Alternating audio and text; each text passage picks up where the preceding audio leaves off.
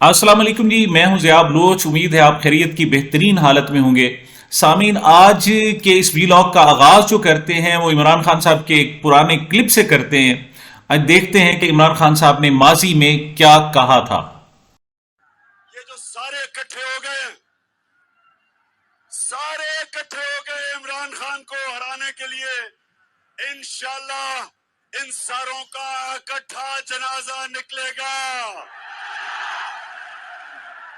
عمران خان کا پرانا کلپ میں نے اس وجہ سے بھی ڈھونڈا کہ عمران خان صاحب اس حوالے سے بہت پہلے نشاندہی کر چکے تھے، بلکہ صورتحال یہ ہے کہ آج سے 26 سال پہلے جب انہوں نے اپنی تحریک کا آغاز کیا تھا، اپنی سیاسی جماعت بنائی تھی، تو اسی وقت کہا تھا کہ جب وہ طاقت میں آئیں گے، جب عوام ان کے ساتھ کھڑے ہوں گے، تو اس وقت کی جو متحارب پارٹیاں تھیں، مسلم لیگ نون اور پیپلز پارٹی، عمران خان کا کہنا تھا کہ یہ دونوں اکٹھی ہو جائیں گی، اور اس وقت تک اسے بالکل ناقابل تصور خیال کیا جاتا تھا، تصور بھی نہیں کیا جا سکتا تھا کہ یہ دونوں جماعتیں اکٹھی ہوں گی۔ لیکن نہ صرف اکٹھی ہوئی بلکہ اب دوسری مرتبہ ہے کہ وہ اقتدار کے مزے لے رہی ہیں۔ اگرچہ میں پہلے ویلاگ میں بتا چکا ہوں کہ کس طریقے سے اقتدار کی بندر بانٹ ہو چکی ہے، لیکن بہرحال اب باضابطہ اعلان بھی کر دیا گیا ہے۔ آج 11:15 بجے رات کو ایک پریس کانفرنس ہوئی جس میں بلاول بھٹو زرداری صاحب نے خود اعلان کیا کہ جناب وزیر اعظم مسلم لیگ نون کو دیا گیا ہے، یعنی شہباز شریف صاحب وزیر اعظم ہوں گے، اور صدارت جو دی گئی ہے وہ پیپلز پارٹی کو دی گئی ہے، یعنی آصف زرداری صاحب پاکستان کے آئندہ صدر ہوں گے۔ اچھا، باقی جو عہدے ہیں ان کا باقاعدہ انہوں نے پریس کانفرنس میں اعلان نہیں کیا، لیکن باقی جو ان کے رہنما ہیں، قمر زمان قاہرہ ہے، ناصر شاہ ہے، مسلم لیگ نون کے دیگر ارکان ہیں، انہوں نے تقریباً آ کر بتا دیا، اور وہ تقریباً وہی ہیں جو میں نے آپ کو بتائے تھے۔ ایک سمری میں بیان کر دیتا ہوں کہ 2 گورنر، 4 صوبوں کے گورنر ہیں، 2 پیپلز پارٹی کو ملیں گے، 2 مسلم لیگ نون کو ملیں گے۔ چیئرمین سینٹ جو ہے وہ مسلم لیگ نون کا ہوگا، پیپلز پارٹی کا ہوگا، اور اسپیکر قومی اسمبلی جو ہوگا وہ مسلم لیگ نون کا ہوگا۔ اب یہ دیکھیں کہ صدر بھی پیپلز پارٹی کا، اور چیئرمین سینٹ بھی جو ہوگا وہ بھی پیپلز پارٹی کا ہوگا۔ اسی طریقے سے جناب جو وزارت اعلیٰ ہیں، 2 صوبوں کی وزارت اعلیٰ پیپلز پارٹی کو ملے گی، 1 کی مسلم لیگ نون کو ملے گی۔ اسی طریقے سے باقی بھی فیصلے کیے گئے ہیں۔ پھر میں ریپیٹ کر دیتا ہوں، صدر پیپلز پارٹی کا آصف زرداری، وزیر اعظم مسلم لیگ نون کا شہباز شریف، گورنر پنجاب پیپلز پارٹی کا ہوگا، وزیر اعلیٰ مسلم لیگ نون کی ہوں گی اور وہ مریم نواز ہوں گی۔ اسی طریقے سے بلوچستان کے جو گورنر ہوں گے وہ پیپلز پارٹی کے ہوں گے، اور ان کے جو وزیر اعلیٰ ہوں گے وہ بھی پیپلز پارٹی کے ہوں گے۔ اور اس کے حوالے سے 2 نام لیے جا رہے ہیں، ایک تو ثناء اللہ ظاہری کا نام لیا جا رہا ہے، اور دوسرا جو سابق وفاقی وزیر داخلہ رہے تھے بگٹی صاحب، ان کا نام لیا جا رہا ہے۔ اسی طریقے سے جناب جو خیبر پختونخوا کی گورنرشپ ہوگی وہ بھی پیپلز پارٹی کو دی گئی ہے، اور وہاں کا جو وزیر اعلیٰ ہوگا وہ تو عمر علی امین گنڈا پور ہیں، وہ تحریک انصاف کے ہیں۔ اسپیکر کے حوالے سے بھی کیٹاگوریکلی مسلم لیگ نون کا ہوگا، اور چیئرمین سینٹ جو ہوگا وہ پیپلز پارٹی کا ہوگا۔ البتہ جو ڈپٹی اسپیکر ہوگا مسلم لیگ نون کا ہوگا۔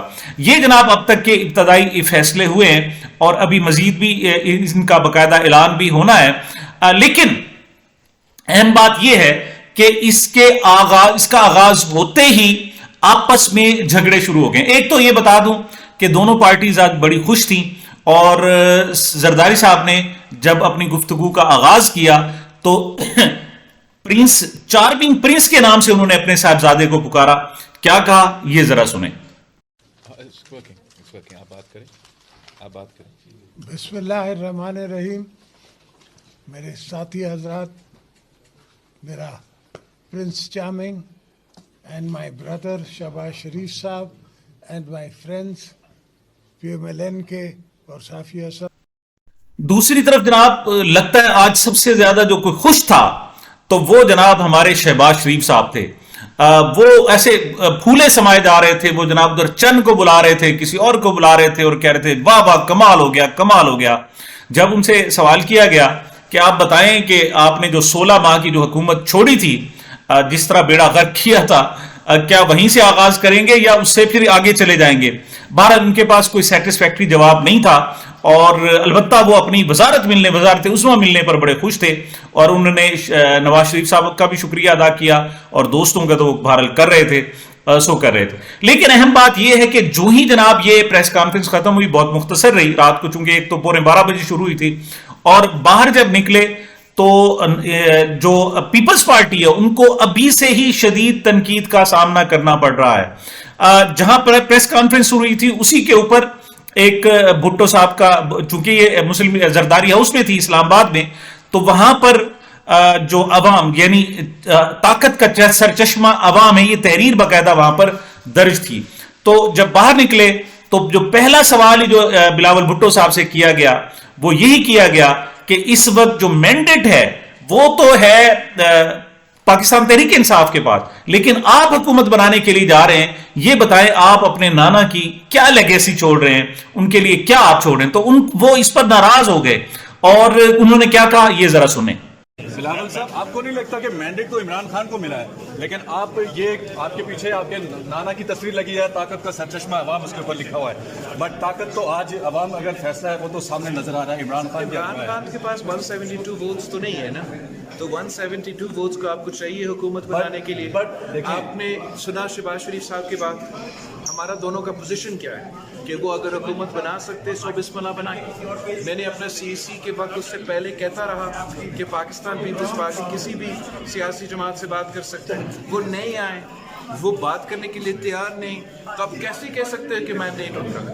مینڈیٹ کسی کو نہیں ملا, مینڈیٹ کسی کو نہیں ملا. They may have more seats, but they still need to reach 172, and انہوں نے خود یہ فیصلہ کیا کہ وہ نہ ہم سے, نہ نون لیگ سے, نہ کسی اور سے بات کریں گے. بات نہیں کریں گے تو 172 کیسے کراس کریں گے. 172 کراس نہیں کر سکتے تو مطلب آپ حکومت نہیں بنا سکتے.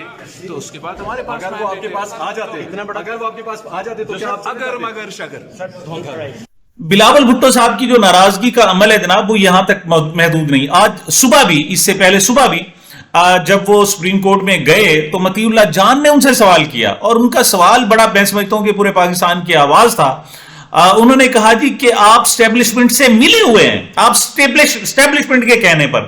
تو اس پر بھی جناب وہ بہت ناراض ہوئے, اور انہوں نے اس کے بعد ثبوت تو مانگتے رہے لیکن مطیع اللہ جان کو بات کرنے کی اجازت نہیں دی. وہ مسلسل بولتے رہے, لیکن آپ کسی صحافی کو چپ کرا دیتے ہیں تو اس کا مطلب ہے آپ سچے نہیں ہو جاتے, لوگ سمجھتے ہیں. اس کیا صورتحال بنی یہ ذرا دیکھیے.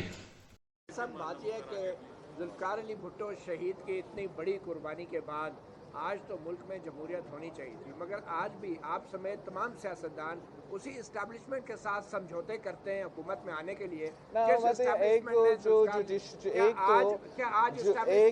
مطیع اللہ جان صاحب, آپ کا کیا ثبوت ہے کہ میں اسٹیبلشمنٹ کی مفسودہ کر رہا ہوں؟ نہیں, تمام کنا کے آپ نے تمام میں مجھے شامل کیا ہے.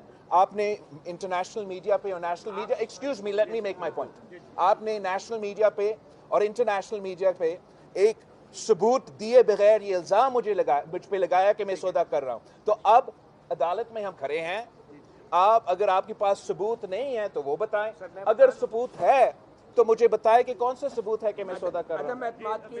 یار آپ عدم اعتماد کی کہہ رہے ہو کہ کیا ثبوت ہے؟ آپ کے لیڈر خود مان رہے ہیں کہ آپ ملاقاتیں کرتے رہے, سب لوگ ملاقاتیں کرتے رہے. That's not ثبوت کہ میں نے کسی چیز پہ سودا کیا ہے. I am sorry. آپ نے مجھے میرے نہیں متی, ایسے ہی نہیں چلتا, ایسے ہی نہیں چلتا. جب آپ جرنلزم کرتے ہو تو آپ کو جرنلزم کے بھی اصولوں کو پہ کھڑے ہونا چاہیے.